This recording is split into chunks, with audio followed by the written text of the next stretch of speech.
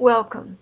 I'm Karen Field Bolek, and this is lesson number 18 in my course, A Spiritual Path to True Love. In this lesson, we take another look at the meaning of true love and how to find it.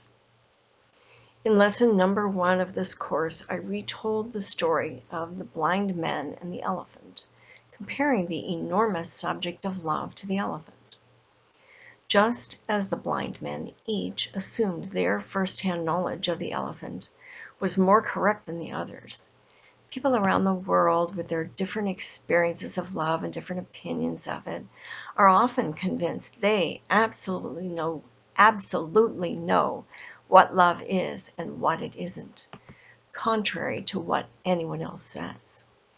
Finding your true love, though, requires that you first broaden and deepen your understanding of love through many different love experiences and points of view. Here is my view of true love itself. Back in lesson number 2, I defined love as the natural human reaction to profound goodness perceived. And that applies to any experience of love, whether it's true love or a fleeting hint of love.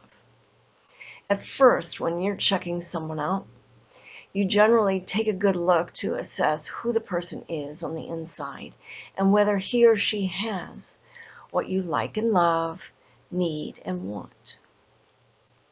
The more profoundly good they appear, the stronger your feelings of love will be. Over time, if your perception of that person's goodness breaks down, your love fades as a direct result.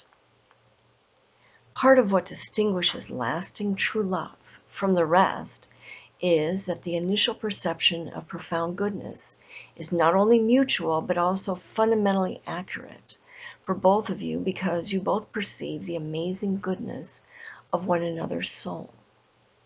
Some people believe they have a great ability to read people. But if that's you, keep in mind that every person you scope out probably won't strike you as equally good. That may mean you're not seeing people's souls, but rather weaknesses and strengths of personality. Generally, it's very hard to see the full, awe-inspiring beauty of someone's soul unless it reflects your own profound goodness in many ways. For both of you to see and appreciate each other's profound goodness so clearly is a sign that you have a lot in common in your ethics or views of what is good, as well as in your maturity, self-control, and unselfishness. And the strength of your mutual attraction signals how much potential you each have to grow and thrive together. In considering what forces tend to make people's ideas about love similar, and what forces cause more diversity of opinions about love beyond individual personal experiences of it, here are some ideas. Analyst and mystic Carl Jung presented us with the concept of archetypes, which he said are symbolic images without known origin, emanating from the unconscious and often appearing in dreams as well as in artwork across cultures. These archetypal images, he said, quote, reproduce themselves in any time or in any part of the world, even where transmission by direct descent or cross-fertilization through migration must be ruled out. Unquote. He said instincts show up as physical urges, and archetypes or symbols emanate from instincts and reveal themselves in images that can be quite different on the surface, like two paintings by different artists that have the same subject matter and the same theme. One Jungian archetype is the image of the lovers. Pairing this archetype with our common instincts about love probably helps us all to understand what love is in more or less similar ways. Another idea some have endorsed is that our common understanding of the meaning of love might emerge from ancestral tribes. For example, it may be that some family lines have a heritage of tough love that other family lines don't share. These group meanings are handed down through cultural means, but some believe they may also be transmitted genetically or otherwise inherited, or they may occur spiritually according to laws of karma. But even if instincts of love are universal, different generations often interpret love differently in some ways. Generational interpretations of love would be shared through artwork and other visual images, popular songs, and the generational social buzz of that particular group. Maybe social construction isn't all there is to it, but journalist Christiane Amanpour has shown us major differences in cultural practices in sex and love around the world today. Her documentary series on sex and love shows that despite our confidence that we know what love is, our so-called knowledge may be more influenced by our social environment than we realize. On the other hand, our dreams about what true love feels like to receive may be more similar than our concepts of what it is or how to express it. Could that be because we all felt fully loved and cared for in the womb, and our dream of being loved started there? Instead of seeing the desire to return to the womb as a way to escape the stresses and pressures of life, as Freud theorized, the womb experience could be seen to be subconsciously representative of the original Garden of Eden, where all our needs were met by our immediate environment and where we felt protected and eternally at one with another. Some people believe our longing for sexual union with a mate is none other than the adult way of returning to the womb to feel surrounded by or filled with love again. A much simpler explanation for our common notions about how it feels to receive love springs from our understanding of human nature. We all like things and people that help us, dislike things and people that hurt us, and spend life trying to get what we want from moment to moment.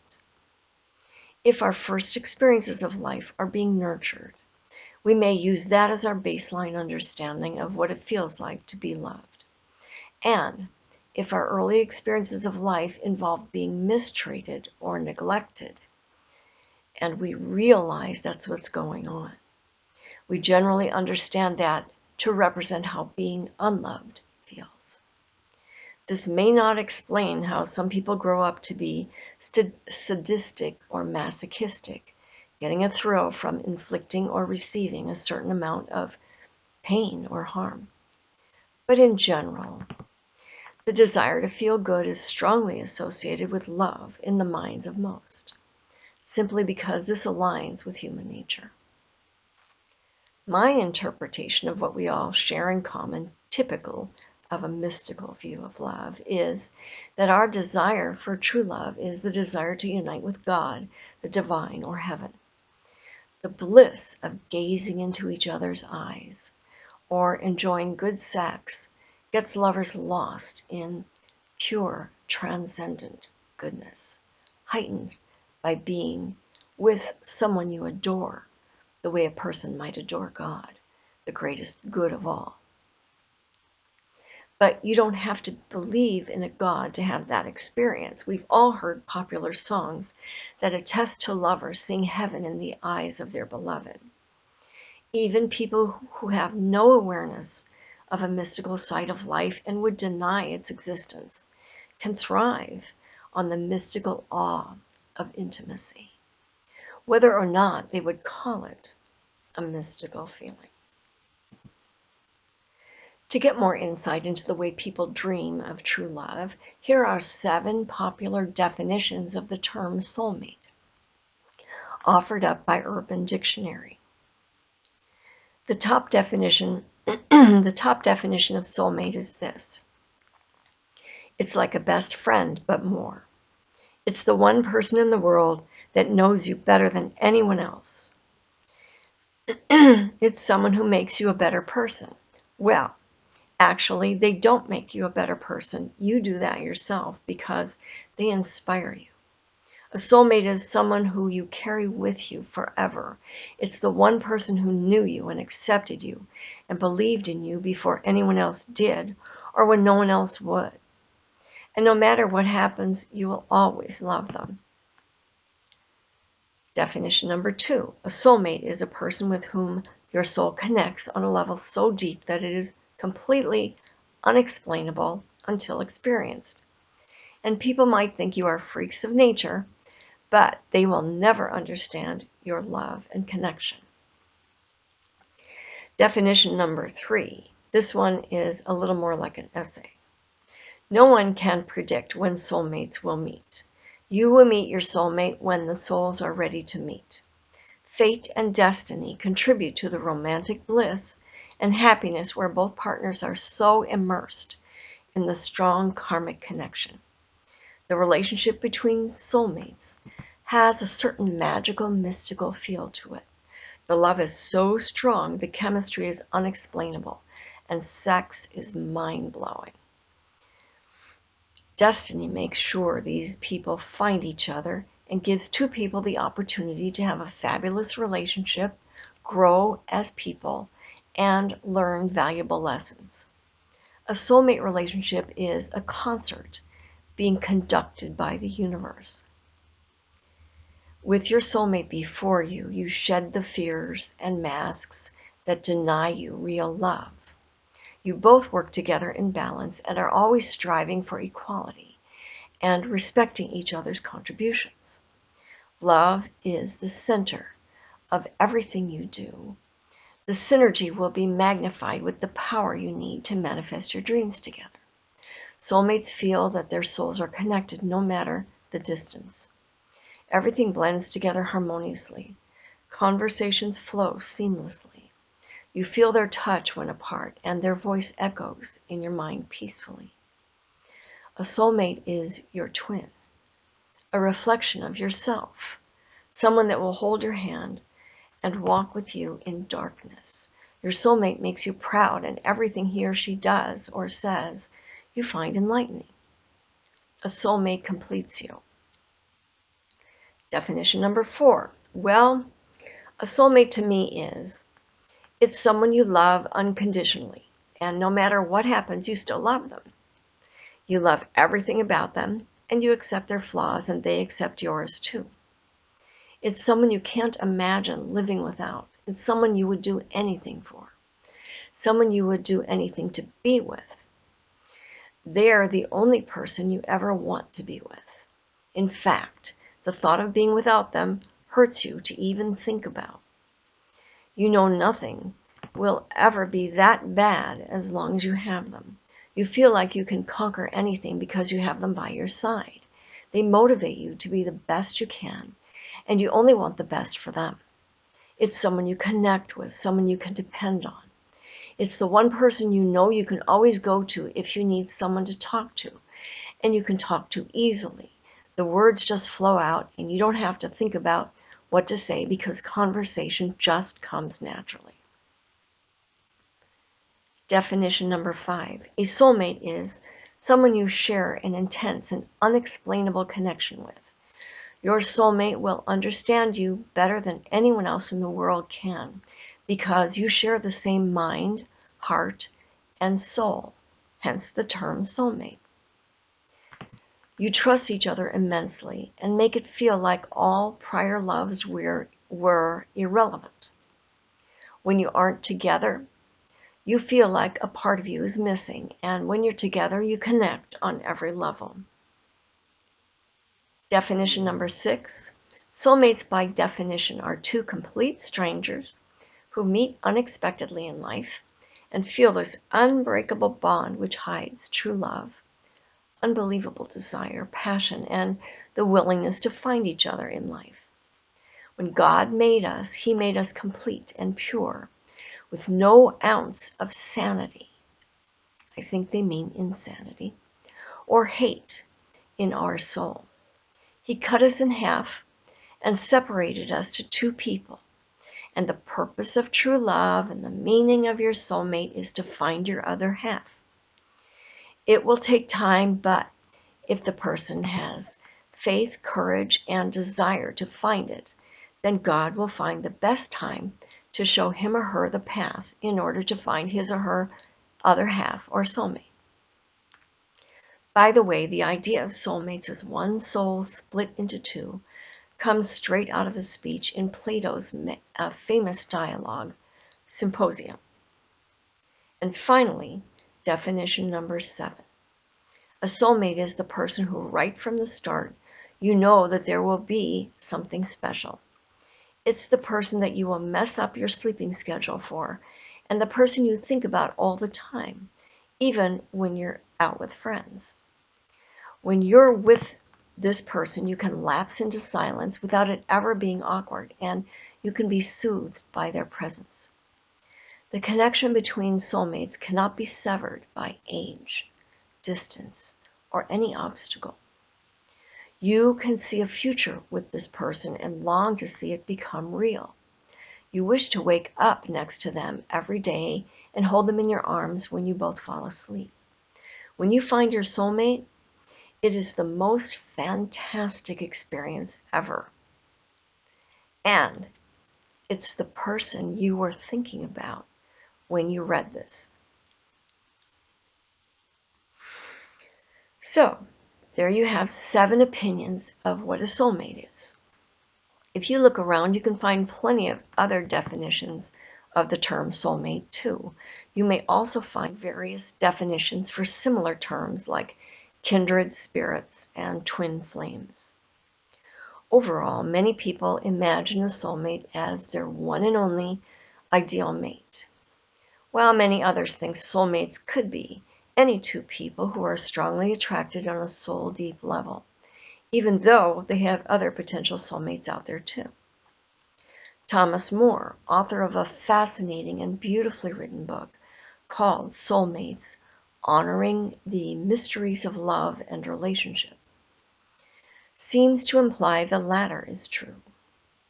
Yet whether we have just one soulmate in all the universe, or several potential soulmates, a soulmate is someone with whom you share lasting mutual love and connection on a soul level, a level that isn't always conscious. To find your soulmate, then, you already have to have respect and to be able to consult with that deep part of yourself. And timing matters. You actually might have encountered your soulmate without realizing it, simply because neither of you was ready to enter into and sustain true love at that time.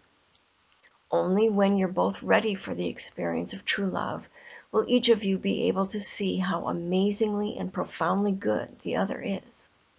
With that mutual perception, the energizing and transformative power of love will begin to do its work on each of you internally.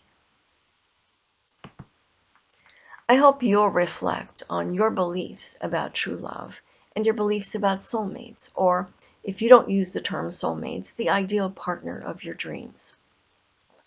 This can help you clarify or reaffirm what you're searching for. Whatever your thoughts, though, beware of falling into the perfection trap, as some of the previous soulmate definitions seem to do. If you expect a soulmate relationship to be a perfect one, you may not be ready for it. Here on planet Earth, nobody and nothing is perfect, even a soulmate, since he or she is as human as you are.